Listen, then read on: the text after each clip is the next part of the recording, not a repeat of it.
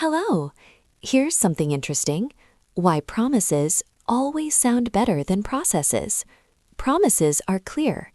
However, the process is uncertain. Promises offer an effortless outcome. The process requires participation. That's why promises always sound more appealing. The process is boring.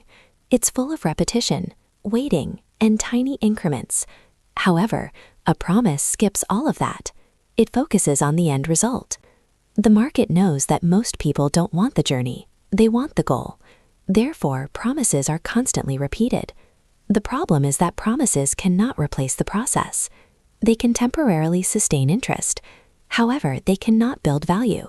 When the process is missing, we constantly have to renew the promise. This creates a dependency on new announcements. February reminds us that everything lasting is built through a process. There is no shortcut that doesn't leave consequences.